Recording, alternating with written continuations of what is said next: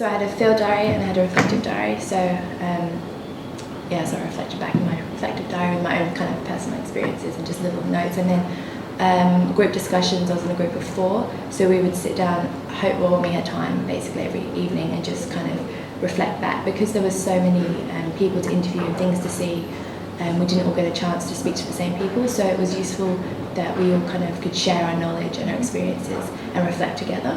Did you find that was really helpful to be able to have peers with you? Yeah, really helpful, because a lot of the time we were all off doing our own things, and it was hard to kind of all speak to the same people, and it was kind of off-putting for the tour operators if we were all bombarding them with questions. So it was good that we could individually just do our own thing and then come back and talk about it in the evening and reflect back. I always carried around a notepad, was always writing things down whenever I could, but mainly was talking things through with myself and talking things through with the partners that were on the trip. I found that was especially useful because it helped get the issues out of your head and get some feedback on them, and kind of opens your understanding of things.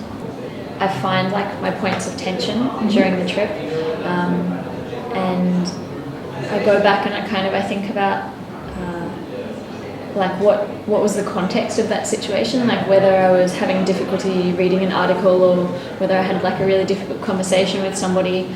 I go back and I try and find what the tension was around that, and then I kind of think about how I dealt with it and how I could deal with it better, but then also how that reflects more broadly on my personality. And like obviously I found it stressful for a reason, and I find that those, like the more difficult situations, are the ones that are more telling to me. They're the ones that I learn the most from. So when I'm far away from the scary situation, I come home and think about it, and We basically got the unit outline, and that had a set of questions every week that we would answer, which gave us an idea of what direction we needed to head in to reflect. So we would submit an online reflective journal every fortnight. So I would write up a sequence, and I usually would jot notes during my work time so I wouldn't forget important events that had occurred. And I would just try and relate that experience to my master's degree. And I found it was, the idea was to translate your practical work into a written form, and then it would make you realise what you'd achieved in that fortnight. What I used was the online reflective journals that was set by the university. And apart from that, what I used for this reflective activity was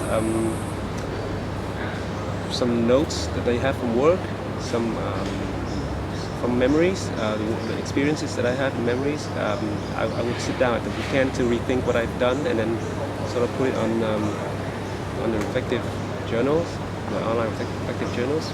Also, I was able to apply some of the uni knowledge into the reflection as well.